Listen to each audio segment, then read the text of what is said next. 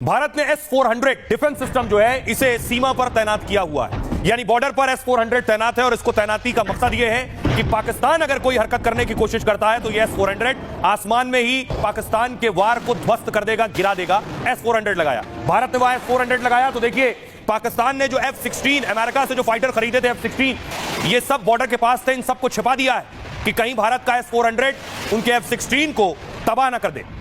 तो पाकिस्तान को डर सता रहा है उनके अमेरिकन फाइटर के खात्मे का। भारत ने क्या रणनीति अपनाई है, यह है S-400 और यह है F-16 फाइटर। पाकिस्तान भारत के S-400 डिफेंस सिस्टम से डर गया है। पाकिस्तान ने F-16 फाइटर जेट छिपा दिए हैं। खबर यह है बॉर्डर से 1500 किलोमीटर दूर F-16 को छिपा दिया गया। पाकिस्तान को डर है अगर F-16 का इस्तेमाल किया तो भारत का S-400 मिसाइल का रडार उसे ट्रैक करेगा। S-400 मिसाइल सिस्टम F-16 को मार गिराएगा और भारत के खिलाफ इस्तेमाल करने पर अमेरिका नाराज हो सकता है।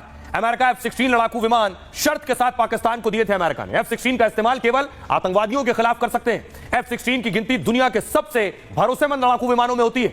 यह हवा से हवा और हवा से जमीन में मार करने वाली मिसाइल तैनात हो सकती है। इसमें मिसाइलें 100 किलोमीटर दूरी तक टारगेट कर सकती हैं। F-16 की रेंज है 4200 किलोमीटर। पाकिस्तान ने सीमा पर चीन से मिले JF-17 को भी तैनात किया है। भारत ने रूस से मिले S-400 डिफेंस सिस्टम को वहां तैनात किया है। S-400 लंबी दूरी वाला मिसाइल सिस्टम है, सतह से हवा में मार करता है। S-400 सबसे ताकतवर एयर डिफेंस सिस्टम में से एक है, दुश्मन के वार को हवा में ही तबाह कर सकता है। सिर्फ 4 देशों के पास ही यह डिफेंस सिस्टम है, भारत, रूस, तुर्की और चीन के पास।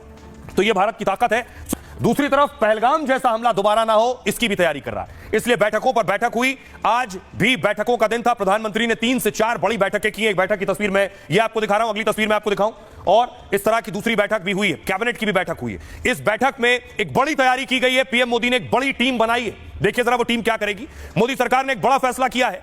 पहलगाम हमले के बाद यह बड़ा फैसला लिया गया है। सरकार ने NSAB का नए सिरे से गठन किया। यह NSAB को राष्ट्रीय सुरक्षा सलाहकार बोर्ड नाम दिया गया है, यानी नेशनल सिक्योरिटी एडवाइजर बोर्ड की कमान खुफिया अधिकारी के हाथ में दी गई है। मोदी सरकार ने NSAB में कुल 7 सदस्यों को शामिल किया है। इसके चेयरमैन आलोक जोशी हैं जो कि पूर्व रॉ प्रमुख हैं। इसमें सदस्य हैं एयर मार्शल PM सिन्हा, पूर्व वेस्टर्न एयर कमांड में रहे हैं। साथ ही इसके सदस्य हैं, मेंबर हैं लेफ्टिनेंट जनरल AK सिंह जो कि पूर्व सदर्न आर्मी कमांडर हैं।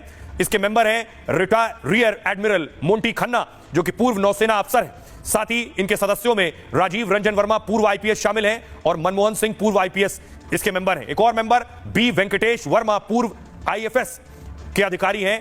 प्रधानमंत्री नरेंद्र मोदी ने यह टीम बनाई। तो भारत अपनी तैयारी कर रहा है, लेकिन पाकिस्तान कुछ दोस्तों के भरोसे है कि यार कुछ मदद कर दें। आज खुद तुर्की के खुफिया विभाग के चीफ पाकिस्तान पहुंचे। अगली तस्वीर में आपको दिखाऊं, ये आप देख रहे हैं पाक में तुर्की का प्रतिनिधिमंडल पहुंचा है और बताया गया ये पाकिस्तान पहुंचे हैं वो तुर्की के खुफिया विभाग के प्रमुख हैं। खबर पिछले दिनों इस तरह की भी आई, हेडक्वार्टर में मुलाकात हुई। खबर पिछले दिनों यह भी आई कि तुर्की ने पाकिस्तान को मदद भेजी है। बाद में तुर्की ने इससे इनकार किया। बेशक कोई भी मुल्क इस बात को स्वीकार नहीं करेगा कि वो हथियारों से मदद कर रहा है। ऐसी स्थिति में वो भी भारत के खिलाफ। भारत पाकिस्तान के तनाव पर दुनिया में हलचल है।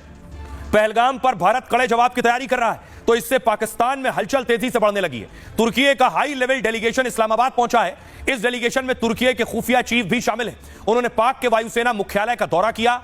इस दौरे का मकसद दोनों देशों में समर्थन बताया गया है, लेकिन भारत पाकिस्तान में तनाव के बीच यह दौरा बहुत खास है। रविवार को खबर यह थी कि तुर्की ने पाक को हथियार भी भेजे और हथियारों से भरे 6 कार्गो प्लेन पाकिस्तान में लैंड हुए।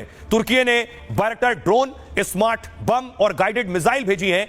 बायरक्टर तुर्की के घातक ड्रोन में से एक है और यह हथियारों के साथ लंबे समय तक उड़ान भर सकता है। हालांकि इसके तुरंत बाद तुर्की ने दावे को खारिज कर दिया था। तुर्की ने कहा कि एक विमान तो पहुंचा था ईंधन भरवाने के लिए, हमने कोई हथियार नहीं भेजे। अब तुर्की के खुफिया चीफ के दौरे पर सवाल उठ रहे हैं। आइए अब आपको